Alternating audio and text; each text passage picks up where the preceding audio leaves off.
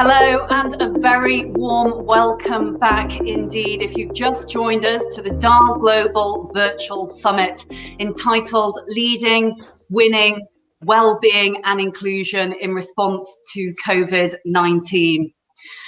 I'm delighted to welcome our sixth panel of the day. For those that have joined us, good morning from the States, and those across the pond on the other side of the world, good afternoon to Great Britain and to Europe. We're going to be talking with our fabulous panelists about strategic insights into the holistic business case for inclusion and integrating work and life in a volatile, uncertain, complex and ambiguous world. We're joined by three exceptional leaders, all experts within their respective fields and all very passionate indeed about diversity and inclusion. I'm delighted to now welcome to the DAL Global virtual stage, Fiona McDonald, Managing Director, Amazon Advertising at Amazon, Mita Mallick, Head of Diversity and Cross-Cultural Marketing at Unilever, and Sam Dixon, Director of Trading and Merchandising Operations at Waitrose and Partners, part of the John Lewis Partnership Group. Our panel of business leaders are going to be sharing their valuable insights on the role of diversity, inclusion and belonging, and how looking after our personal wellness and that of others in our respective teams aids both commercial strategy and long-term sustainable business success. But before we get into the intrinsics of this session, we'd love to hear some introductions into your personal and professional backgrounds and any insight into why you're so very passionate about DI and B.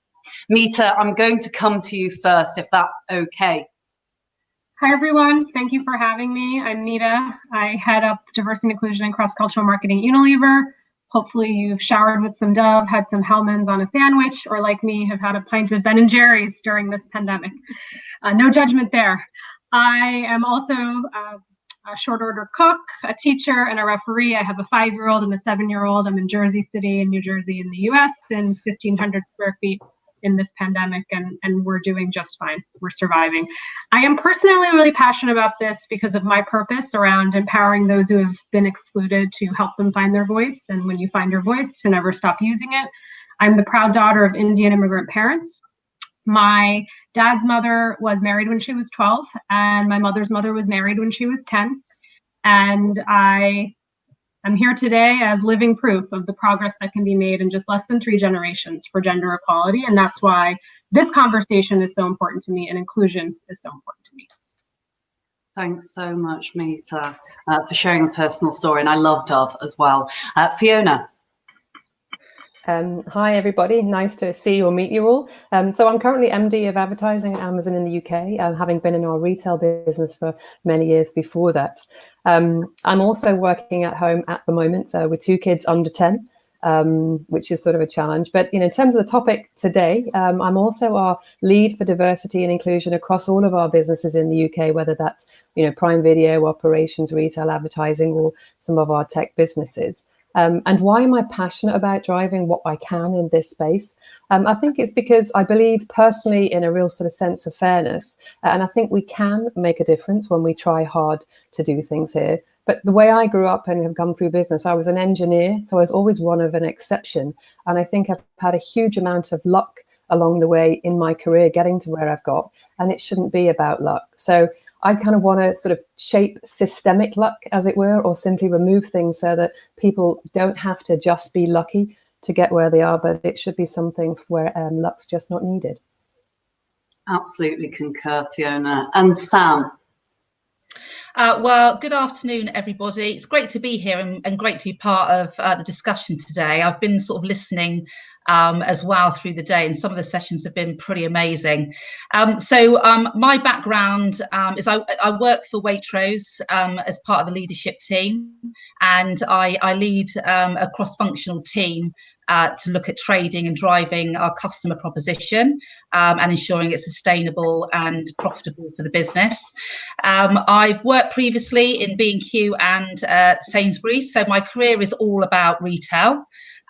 which I absolutely adore because I love working with customers and lots of different people. In terms of my sort of personal background and experience, I've got 2 children. Luckily for me at home, I'm not having to homeschool at the moment, because I can definitely confirm I don't think I would be very good at that. But I've got a very strong daughter who is very creative and wants to be a dancer. And I have a son who wants to be in work in business. He wants to do his own business.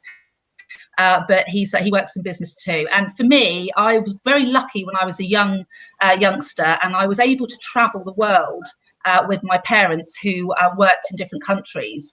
And for me, very early on, understanding sometimes when you aren't the same as everybody else and having to fit in was a challenge. But also what it really helped me to understand is that difference and being different and understanding people's differences is so worthwhile, so interesting, and just makes a difference. And if you can be yourself, that's the best that you can be.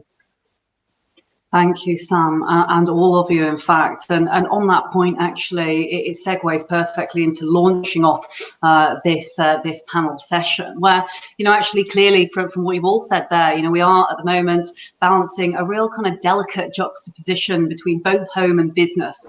It's challenging at the best of times, but even more challenging now. But how can we manage these increasingly blurred lines between both work and family, and also allow people to bring their true, authentic selves to work, in particular at this time of challenge? And Sam, I'll come to you, because you just were talking there actually about authenticity, so I think it's ideal.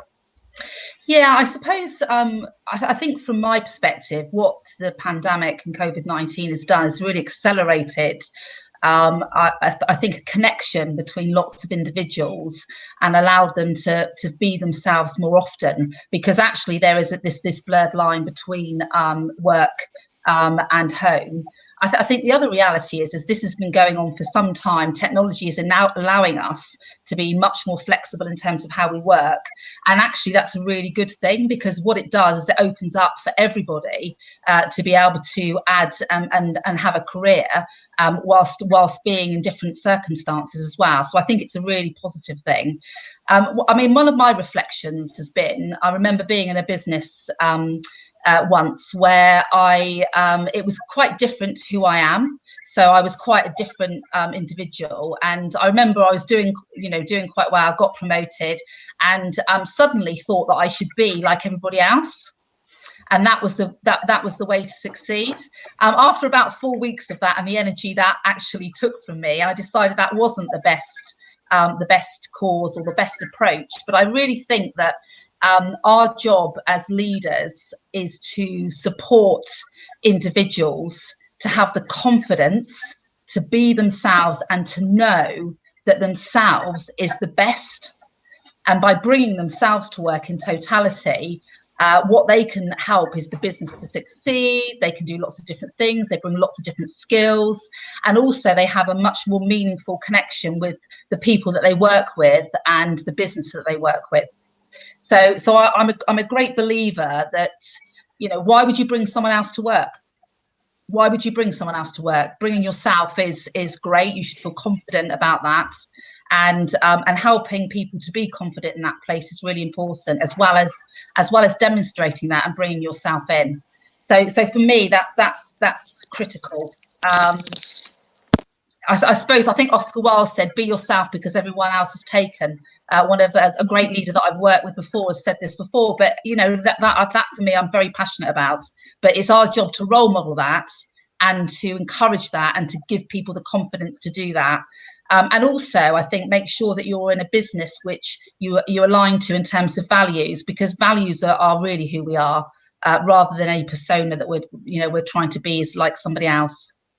Absolutely concur there, Sam, and thanks so much for sharing that vulnerability there, where you went and reverted back to being yourself. I think most of us have found ourselves in that situation. I certainly have, and you're right, it's exhausting trying to be what you are not. But Fiona, any thoughts leading on from what Sam said there?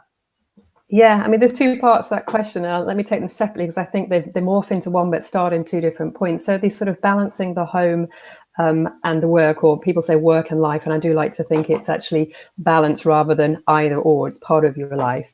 But pre-COVID, if that's the right phrase, Amazon has always supported flexible working.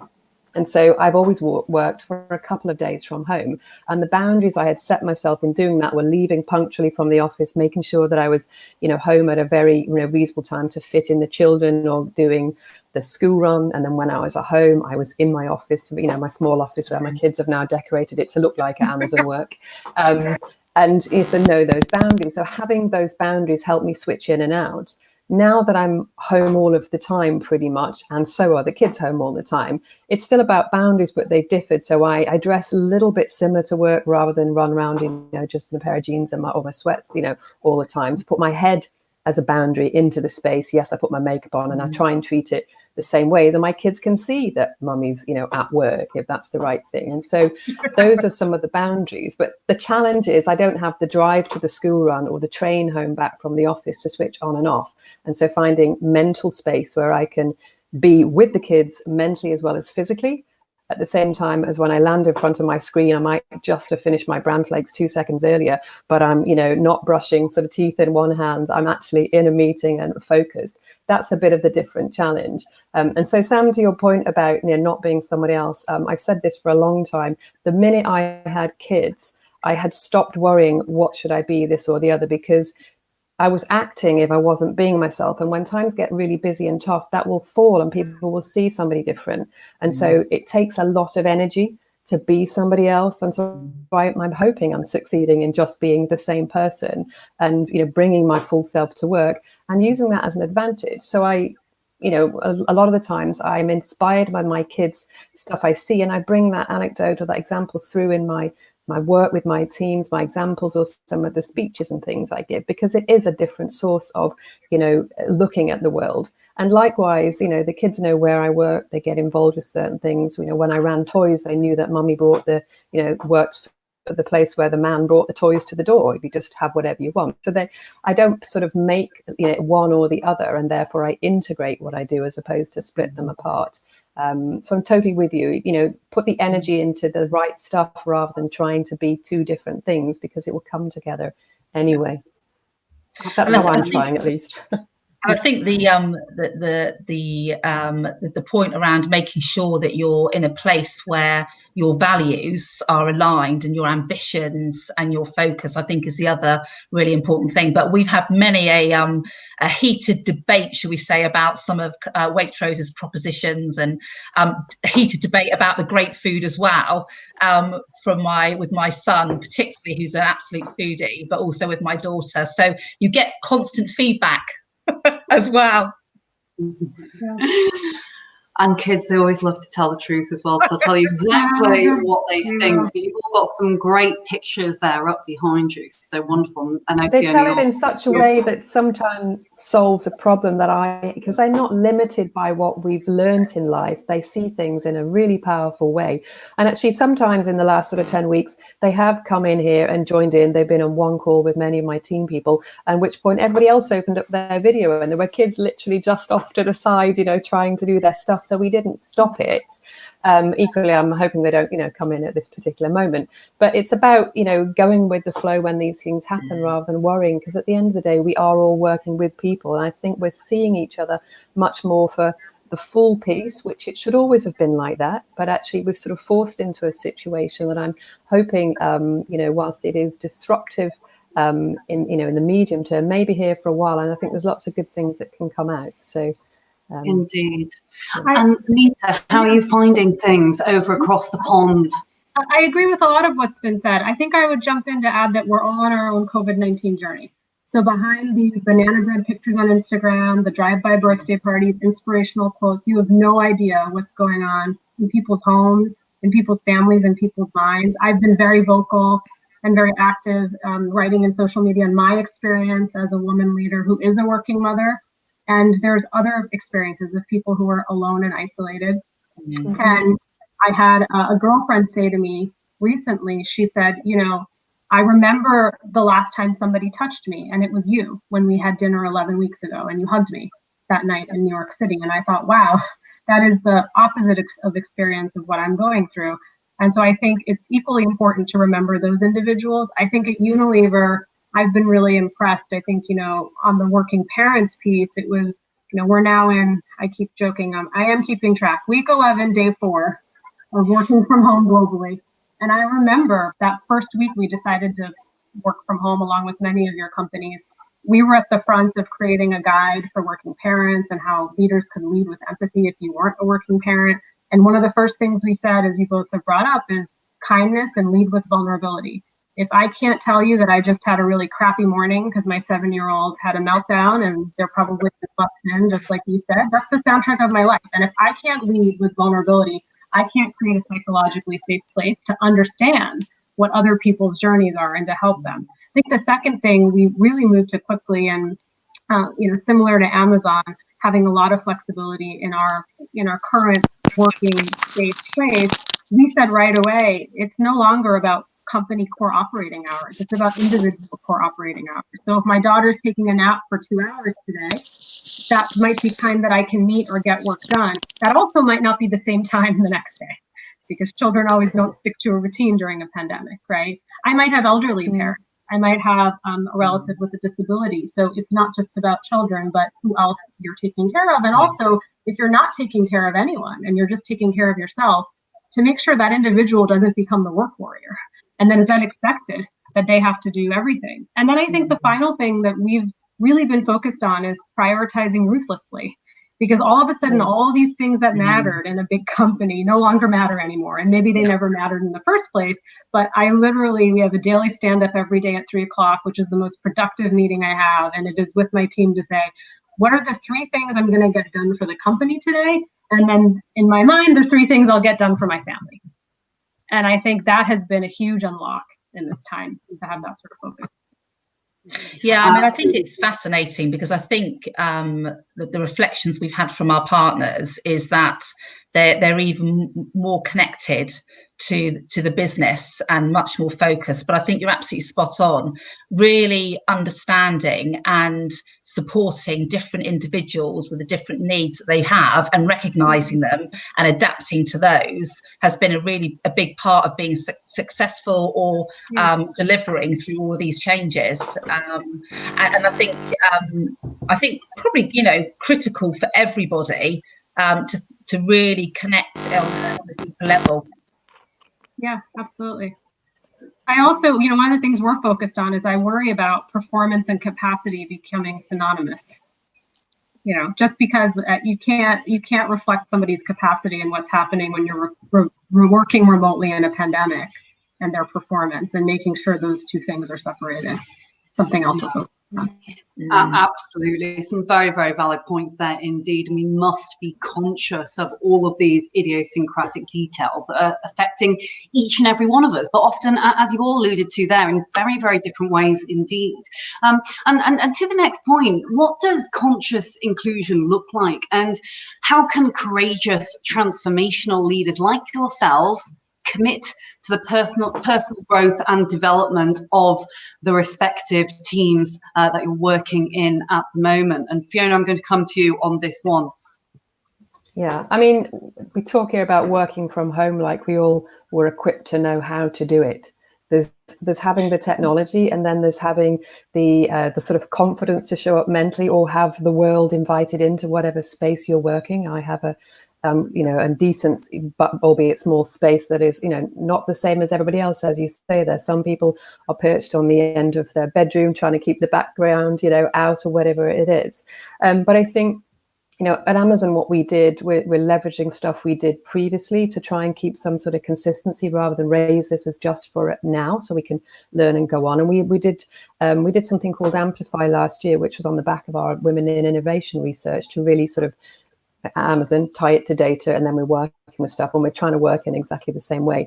But one of those pieces was training, which was equipping people with confidence, in effectiveness in different situations, different contexts, and also for leaders to be able to nurture people in different contexts. And so what we've done in recent weeks is adapt that to this virtual or work from home situation. It's not work from home for everybody at Amazon. Obviously, we do have, key workers in fulfillment centers, etc. But to adapt to the new reality so that we don't lose the things which we were trying to achieve. around sort of confidence and a new reality. But the point there, Layla, about equipping the team and how am I thinking about doing that? Again, I'm trying to stick to the same types of mechanisms to not create a newness that is seen as temporary also. And I think still, whilst the conditions, the context has changed, helping people still understand that they, can choose what to be doing, at least finding what they're good at and what they're not so good at. And that might be the thing that's changing right now. But to be open to learning the new skills or doubling down on the things that they were great at, new things are coming out. People are seeing themselves good at different things as we all learn and sort of lean in to help people do stuff to manage the capacity gaps or to help, bridge all the different challenges. But if I boil it down to some of the key things, my sort of 2 mirrors and a cheetah, that I think is, fixed for life in terms of helping people self-reflect and get self-awareness. That's still true, but right now that self-awareness is how are you in your situation? How are you coping? Do you have the mechanisms around you rather than just, hey, how do I sort of turn up at work and how are my skills? But the piece about the whole cheetah is about moving with context. And I think right now the ability to adapt to change, move with change and to be agile, it takes on a different form, but it's still very much a true message that people who are going to come through this sort of strong and help others are those that can see that we need to get with it. We do need to be agile, and we're probably in for a big period of disruption now. It's not as short as we hoped it would be. So that sort of still holds true. And the last thing, which I think is ever important right now, is about, the self-belief or the standing firm on what is your definition of success, whether that's in your career, in life, or with your family. Right now, more than ever, it's about making sure that you get through it with your personal health, your mental health, and the people around you. That's what matters first and foremost. And of course, the performance piece, yes, as businesses, we want that, but we have people here and encouraging people to make sure it's okay for them to define what success looks like for them. And if that's getting through the day and doing 4 hours of work or 2 hours of work and not having, a crisis or having the time with the elderly relative or the sick person, in some cases, we do have people who are, suffering from the disease, or just the kids running riot. Focus on the things that you can control and make that where you define success. And we as individuals around in the team and in the business will respect that and not judge each other on the different situations which we have, to your point about, the wide spectrum of use cases. So that I think really holds fast in terms of what I'm helping people to see, but with more listening and more talking. And right now it's adapting to what does listening mean? I'm listening with my eyes, or with letting people turn off the video if they're just burnt out looking at people, because it's a different set of skills. And so how do we go on that journey, but remember those sort of 3 sort of posts of how to tie things together? Does that answer the question? Yeah, Fiona, I couldn't agree with you more. I think the thing that I'm struggling with and would love all of your perspectives is that we need inclusive leaders now more than ever. And I am deeply concerned about individuals disappearing off the radar of their organizations. It's too easy to stay on mute, to keep your camera off, and it's like you were never in meetings. And so in particular, with how women show up and making sure they continue to have advocates and sponsors, and making sure that you have, to your point, some of the skills that you would have done in meetings live. But I'll tell you, as a senior leader, I struggled early on when I showed up, not somebody who likes the camera, not somebody who couldn't figure out, I can't read body language like I would in a room. Are you about to speak? Is that person about to speak? Should I invite this person in? And so almost retraining yourself in a virtual world and how you can show up inclusive and make sure you're inviting people with pointed questions. You have a chat box to use with to see some of the sidebar conversations. And then I think, to your point on the skills is so important, is people just being able to let go of their job description that they signed up for, because in many cases, parts of it no longer holds true. So really coaching people to say, take a leap of faith, take a step into this new skill set, into this new project, into this new initiative, and also who gets selected for those things. As companies are looking at talent and key projects and assignments during COVID, how do you make sure, the unconscious bias of who's getting selected for what assignments is something really top of mind for me. So interesting. I mean, I think it's a really really critical point, actually, because it's this whole point around you can just disappear or you can not be as connected. I mean, some of the things that I think the partnership put in place quite quickly is our new communication methods. So we moved to sort of daily updates with certain groups. We established different cross-functional groups that would take collective responsibility for clear outcomes as things change. So everyone was actually having a voice. And making sure that we were seeking out people's input rather than just expecting them to give it, because giving them the permission and asking them the question in their area of expertise so that they bring that information along. And the other thing that the partnership have done is set up a whole, almost, it's a communications sort of strategy on top of our standard work practices, and we're communicating more frequently, more collectively, with broader groups, and actually in some ways the office and stopped that and put a framework around it too much. So it's more frequent, it's broader, lots more questions and answers, and I think it helps. I think being present is something you have to draw out and support people to do, because it is different. And I've been in meetings before, I've been chairing and to get conclusions, and suddenly all of the cameras gone. And actually just sort of drawing out from individuals and making sure that everybody is contributing, having a point of view, and being present, I think is something that's critical. But it isn't easy. It's not it's not something naturally we just all automatically do, I think. I think there's a good forcing mechanism. Sorry. Go. It's a good forcing mechanism to question how many people you have in certain meetings, because when you can't have enough videos on the screen that either keeps crashing or actually a few people turn it off to rotate through, then maybe you've got too many in to be useful. So it does really shine a light on how you're running your meetings, or what you choose to call a meeting that maybe doesn't reach any decisions or actually could be done elsewise. But certainly connection is definitely a different sort of skill. Go ahead. No, and something that I've been educated on, and Fiona, you brought this up, and Sam, you mentioned it as well, but this idea of equity in terms of what your space looks like, right? So some people might not be comfortable. I mean, I'm in my bedroom now, you're going to see what you're going to see, but I also have to lead with vulnerability as a leader, that this is my space and children might come in and things might happen. And there's also a piece on appearance, especially as my friends who are Black women have told me, and their strong identity with hair, and making sure that you're not putting people on the spot to say, put your camera on right now, but rather to say, this meeting that we're having tomorrow at 2, or our staff meetings every day, we expect the cameras to be on to prepare people. So also that balance of how I always say intent versus impact. The intent might be good, but the impact might not be felt the way it should be.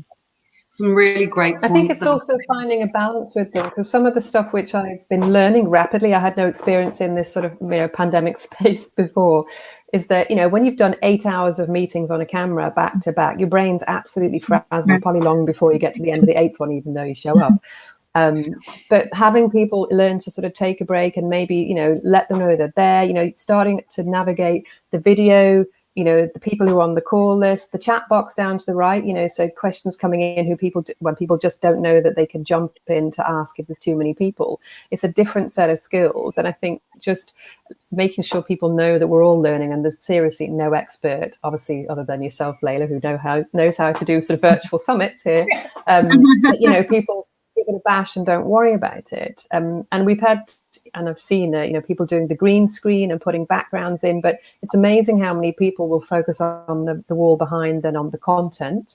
And so I encourage my kids to put these up, because somebody said, oh, you've got a lot of white walls. And my reaction was, I'm glad my content is so, all consuming that's what you're focused on. But it's not a disservice to the individual. Apparently, psychologically, we're drawn into the backgrounds to the point where people are reading what CDs or books people have on their shelves. Who knew? But it's just the way the brain works. So helping people see that that's okay, but maybe not to call out that book on the bottom left during a meeting is what we should be doing.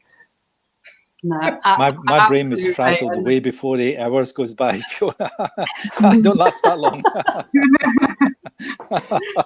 And I was just about to thank you there.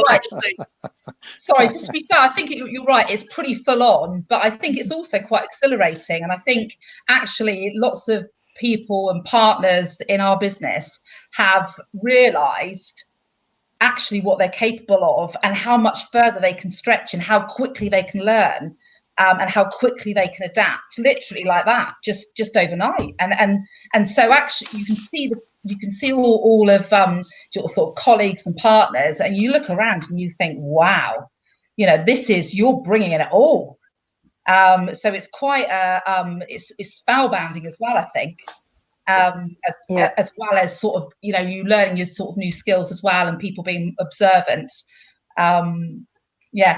I think it's good. I have a funny example, if I may. So I exactly the same as everybody else, I think, doing daily stand-ups, which be, in terms of over communicating, particularly at the beginning when we didn't know what's happening and getting many people together.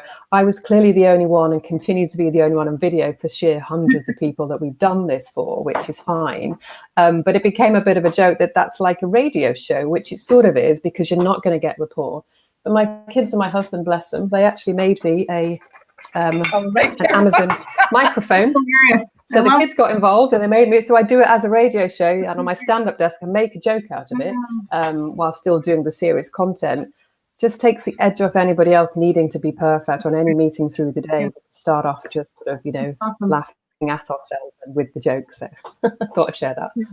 I'm so pleased you showed that microphone, Fiona, because I was actually going to ask whether you would show that, because I think it's brilliant, the innovation that comes out. I'm quite proud of it, actually. I think they did a great job with one toilet roll and a bit of fuzzy felt. It's excellent. If you see it on video, it could almost pass as a real one, actually. But I must press us on just because of time, and I can see we've got lots and lots of questions coming in from the chat. But I wonder, Mita, and I'm going to come to you with this one, around culture, which again feeds into or weaves actually through a lot of the things that we've already talked about on the panel today already. But how can we ensure this culture of long-term sustainable engagement for the good of our multifaceted, intergenerational and global diverse workforce?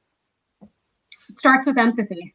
It starts with understanding an experience that isn't your own, and really being open to building a bridge and educating yourself. Today, as many people are, and what's happening in the US, devastated of what's happened in Minnesota with the death of George Floyd. And if you haven't heard about it and you're in a different part in the world, please take your time to educate yourself. And how I can be an ally to the Black men and women in my life and at my company. As somebody who identifies with the Black community but doesn't identify as Black, there's a difference. And so what can I be doing as an ally? I think the first thing, and this is about what's happening with Black Lives Matter in the US and around the world, but it's also about just the lens of how do you build, you want to build a beautiful intergenerational culture community, but where's the inclusion piece there? And it starts with allyship, and it starts with one, building bridges to someone whose experience is not like your own. I think the second is, I say ally sometimes is passive. How can you become an advocate? How can you show up for those individuals? How can you use your political capital, your social capital to help advance their careers, or show up to business research group events or things that matter to them? And I think the third, which is interesting, is really you want to continue to educate yourself, but coming to me all the time as the only brown woman in your life can be emotionally burdensome for me. Now, my role is different at Unilever. That's part of my role, but also just being cognizant of that as myself, I don't speak for all brown women. And so thinking about whether it's through social content, I've been really fascinated with what Yale University has done in the US, and they have, for anyone who wants to look, an open course website where they've filmed a lot of lectures. And as part of my ally journey, I'm trying to learn more about the African-American history in the US because I don't know enough. And there's all these wonderful free lectures I can watch.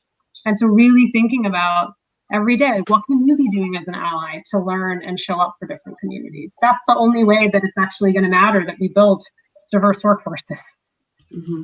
I love that you brought up allyship there, because it is diversity, inclusion, belonging is relevant to all, absolutely everyone. And we talked a lot earlier about how holistic now diversity and inclusion is. It involves all of those visible diversities that you've mentioned there, Mita, but also those invisible diversities that exist below the surface level, whether they be kind of improving social mobility, mental health, which we of course talked a lot about today. All very, very valuable pieces there. Sam, do you have any thoughts, at all on this vein when it comes to culture, which is very, very strong indeed at Waitrose? Yeah, I mean, I think, the culture in Waitrose and in the partnership, one of our values is be yourself always. And I think each business starts from a different place, but the ambition is to be the most inclusive business. And one of the great successes I think that the teams have established is 7 networks, different networks, who are groups of individuals with different sort of needs, diversities.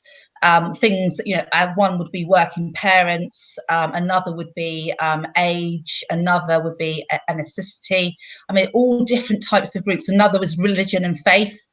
And I think that those groups have grown and grown and grown. And together, what they do is they allow other individuals to reach out to them to understand more, to get it. To educate themselves and to connect with those people in different ways, sexuality, all different types. And I think that's a great way of not just one individual or a very small group, but a much larger group reaching out to lots of other individuals to make a much bigger movement of that understanding.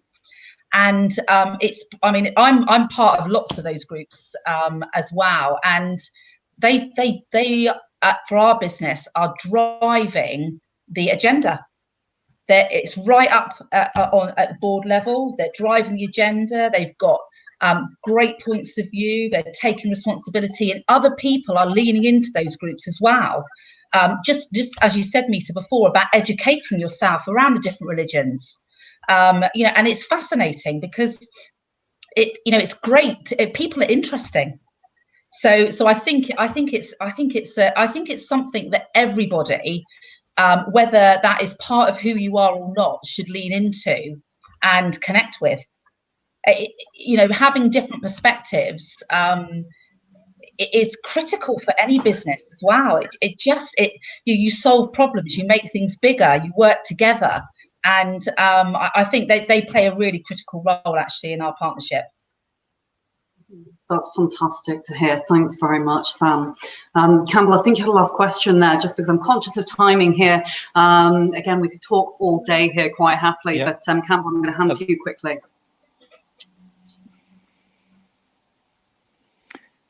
Yep. Can you hear me okay? Yes, we can hear you fine. Can you hear me okay? Yeah, okay. So listen, the last question I've got here, I'm going to put this to Fiona. In this complex and uncertain world, do you truly believe you can bring your whole self to work?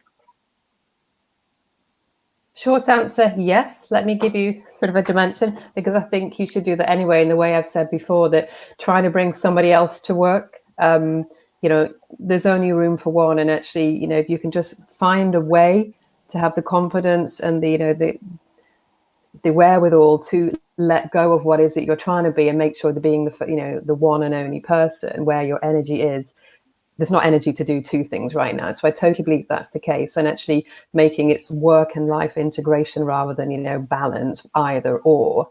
But I think importantly, we don't have time to do two things, and so you can do that. But the one thing I would say is, as I learned to be the same person in both situations, I don't think I would use necessarily the same tone with colleagues in the office as I might do with my husband if he throws his, dirty laundry only near the bin and not actually in. It's about seeing how do you dial up the things that are appropriate and dial them down in different situations, rather than be a completely different person who, shows up as somebody else. So it does come back to understanding, the impact you have on people, and that's changed in this new reality.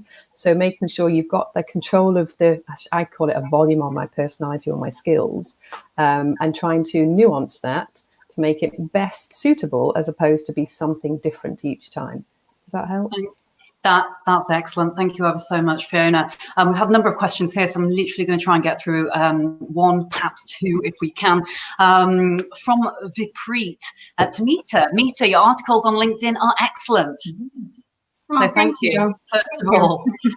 There is a question in there as well. He says, how is Unilever keeping the D&I agenda alive? What are you prioritising at the moment?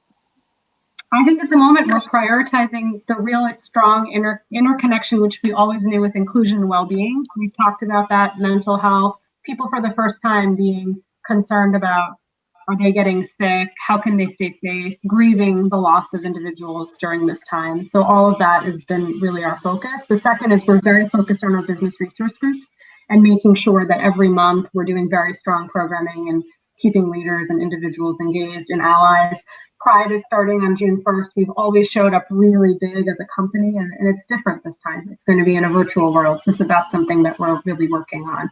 And I think, the third piece is really just continuing to have courageous conversations on different topics. And those come with instances that are happening in the news and other things that are on people's minds. So we're trying to be as responsive to create forums to have those discussions and learn from each other.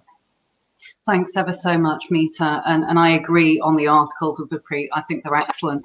Literally 1 minute until we must summarize here. But a question from Lauren. Okay, one quick one, Leila. One quick one. A question there from Lauren. And Lauren is asking to our panel, what have you learned about yourselves during the pandemic? One thing.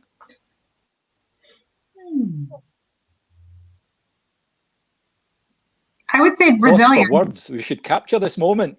So there's a slight delay actually on the live stream. But sorry, go ahead there. Literally, you've all got 30 seconds each to answer this question.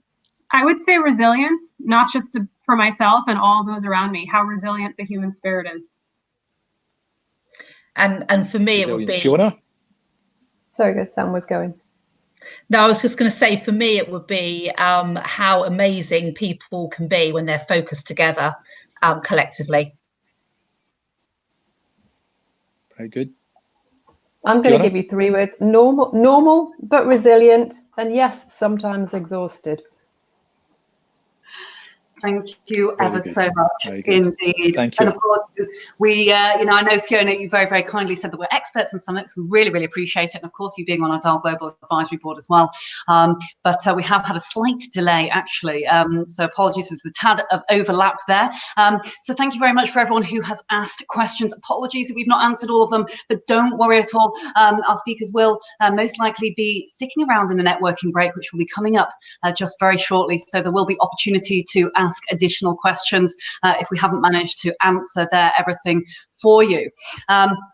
But I must thank ever so much indeed our great panelists. You've all been fantastic. And what's been remarkable is not only hearing those personal stories, but also hearing from the organizations, which I think, those who are listening in, watching at this time can agree that all businesses have got some really fantastic ethoses and, values that they, are very, very well known for indeed. So thank you very much for all being such fantastic leaders.